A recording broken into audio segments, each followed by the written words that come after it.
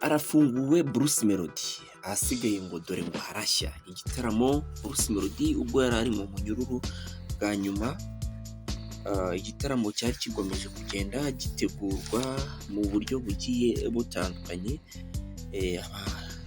baragitarisha nubwo inkuru zavugaga ngo Melody aracyari muri jail, gusa hari abanyamakuru bagiye kwerekana amashusho amwe n'amwe b'i Burundi. Symphony band bari kuri stage barimo bacikinga sound, bari kuririmba indirimbo zirimo za bounce, bounce by Ruga. Batangira nyine kuvuga ngo gutya na gutya ngo nkwe, ariko nyine Munyakazi ahora ari tayari, babizi ibyo ngibyo ntabwo nabishidikanya, cyangwa se nawe wabishidikanya, Munyakazi ahora ari tayari. Nyuma rero yuko Munyakazi avuye muri jail akaza gukora igitaramo cy'imbaturamugabo mu gihugu cy'u Burundi, arangije nyine arabataramira nk'uko ariko kazi ke nk'uko aba yabyiyemeje. Bruce Melody rero nyuma y'uko ibi byose bibaye yaboneyeho guhita akora na press conference, kubera yuko yavuye mu munyururu. Niyo mpamvu yatumye akora press conference nyuma amaze gukora ikindi gitaramo. Feste ndaje byose tube tubirebera hamwe, tubigarukaho muri iki kiganiro. Uri kumva ku ijwi cyangwa se wategura ino nkuru yitwa Herois, ndetse hari kumwe ku buhanga bw'ibyuma n'ubita yibitaramo. Nuko rero nuko byifashe. Melody Munyakazi agire gutya afungurwe direct, ahita aza mu gitaramo kugikora. Bakora ibintu bya danje kuri stage. Yaba uwitwa Fatatakumavuta na DJ Brianne, reka Feste nabo mbagarukeho. Mbere yuko na Melody ahamagarwa, mbere y'ibi byose Fatatakumavuta yaraje asa nk'aho ari kwemusinga we na DJ Brianne. N'ubundi DJ Brianne yari umu DJ, abizi yuko ibyuma bye biba biri hafi aho ngaho aho twita pembeni katika Kiswahili, biri hafi aho ngaho nyine ari kudija. Arangije araza kuri stage ahagarara imbere y'abafana.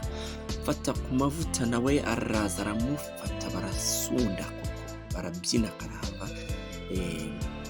Hari nk'abantu bagiye bandika ati bakoze akinyuma ya Bruce Melody, nk'uko nyine byagiye bigaragara ku mashusho. DJ Brianne na Fatatakumavuta afata DJ Brianne agasa nk'aho agenda amucuma kwaje nyine nk'abantu bari gukora akinyuma. Niba uri umuntu mukuru urahita ubyumva, ntabwo bigenewe abana bari munsi y'imyaka 18. Nuko rero byagenze, aratwika tu DJ Brianne, n'ubundi ahora afite swaga, pete ufite swaga zimwe za danje ariko z'abanyamujyi b'i Kigali koko.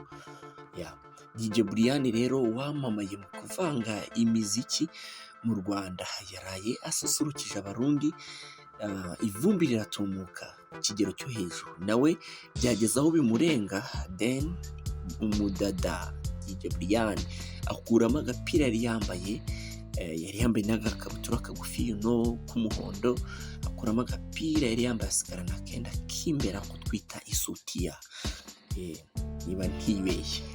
Asigaye arabyina karahava, yiterera hejuru.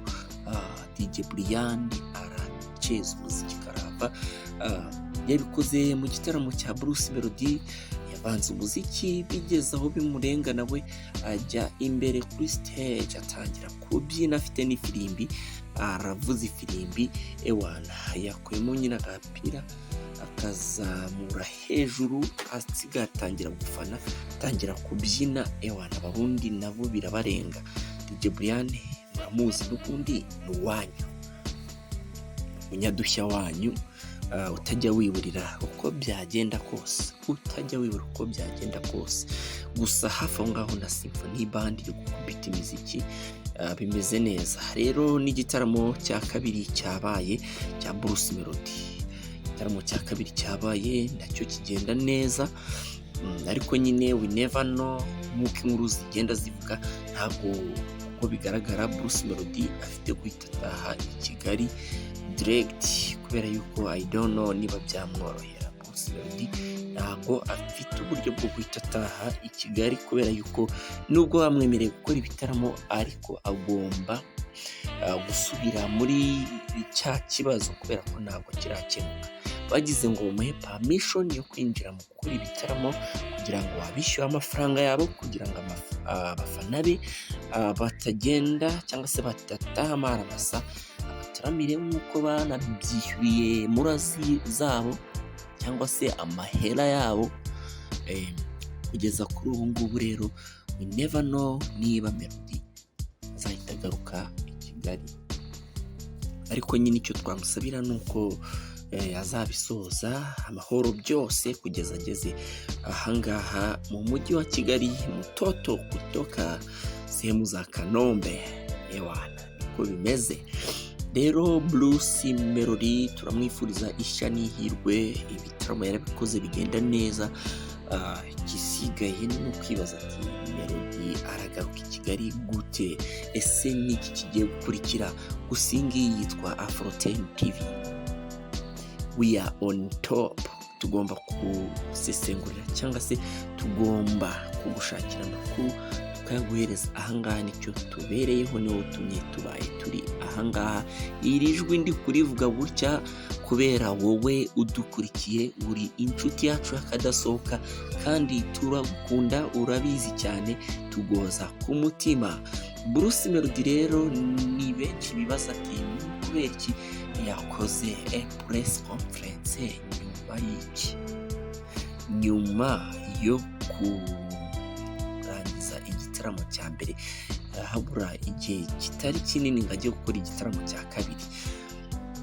Bruce Melody bamukuye in jail, igihe cyageze cyo kujya kuririmba, araza gatoya ajya gucekingaho agasondi gatoya. Bruce Melody ahita yitegura vuba vuba, hari abantu bari gutegura DJ Brianne, Symphony Band, Fatatakumavuta, hari team management yiwe, abantu mbese bari benshi mu by'ukuri. Ibi ngibi rero bimaze kugenda gutya, byabaye ngombwa yuko Bruce Melody ava in jail agahita aza kurimba direct. That's why atashatse gukora cyangwa se atahise akora press conference yakoze. Rero avuga yuko atari kugenda adahaye ibyishimo abafana be, ati abafana banjye nagombaga kubahereza ibyishimo. Uburundi n'u Rwanda ni ibihugu navuga yuko dufitanye amateka ahambaye, amateka akomeye. Ikindi tuvuga ururimi rumwe, nawe urabizi, niba tuvuga ururimi rumwe ewana turagenderanira cyane, yuko urabizi ko byahoze ari Rwanda Urundi. Bruce Melody rero nka munyakazi ntabwo yashatse kubitwara muri ango mbi ngo ahite yivumbura, aravuga ati ngomba gutaramira abantu banjye then nkabona kubisoza.